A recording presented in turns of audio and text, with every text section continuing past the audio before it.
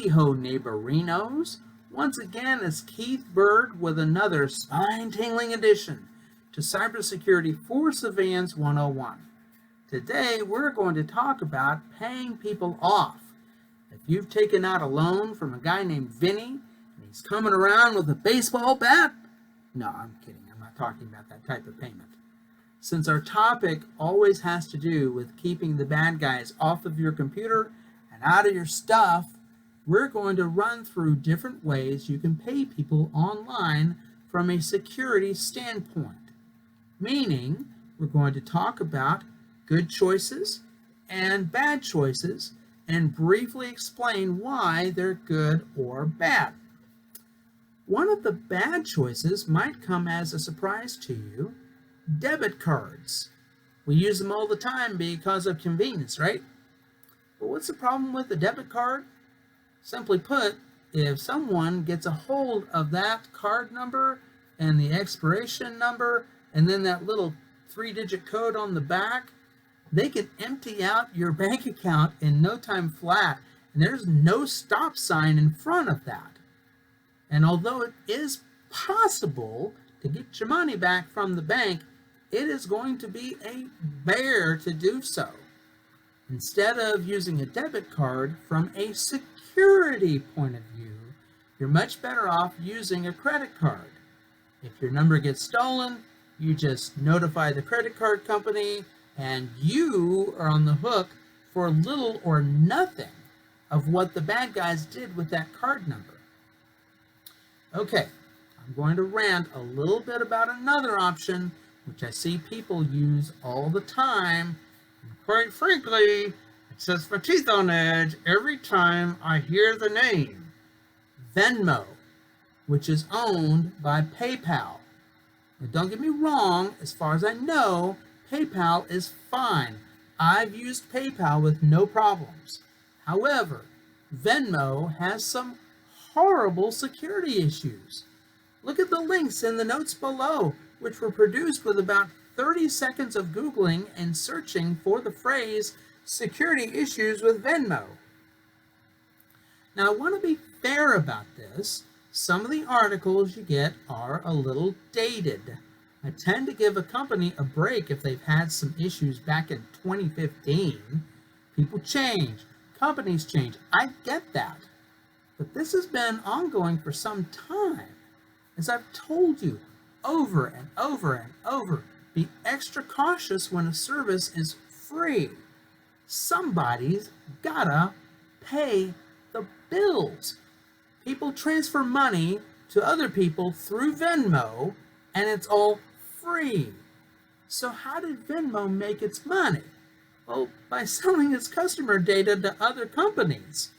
Also, their default privacy settings look like they were tailor-made to be insecure. It's the easiest thing in the world to accidentally send your money to a bad guy who's pretending to be somebody else. And if you try to get your money back, well, you probably have better luck getting an extension from Vinny. As my last piece of evidence against Venmo, let me quote from one of the articles. Quote, "In March 2018, Venmo reached a settlement with the Federal Trade Commission, FTC, concerning the company's failure to disclose information to consumers about privacy settings. The FTC also found the company in violation of the Gramm-Leach-Bailey Act's Safeguards Rule, which requires financial institutions to implement safeguards to protect the security, confidentiality, and integrity of customer information. As part of the settlement, Venmo is subject to biennial third-party audits of its compliance efforts for 10 years. Violations of these terms could result in a civil penalty up to $41,484 for each one." End quote. In short, in case I didn't make it clear, I really recommend that you don't use Venmo. So let's move on to some more secure options. One way that you might consider, if you're not that tech savvy, is a reloadable or rechargeable card from your bank. Chase, for example, has a liquid card that you can get from them. You transfer money from your checking account over to it, just enough to pay for whatever you're paying for at the time, and it holds that money until you draw it down with making payments. They charge a nominal fee for the card service, like $5 a month. If you keep, say, $50 in that account for making purchases, and the bad guys get a hold of that card number, the most they would ever get is $50. So that might be an option.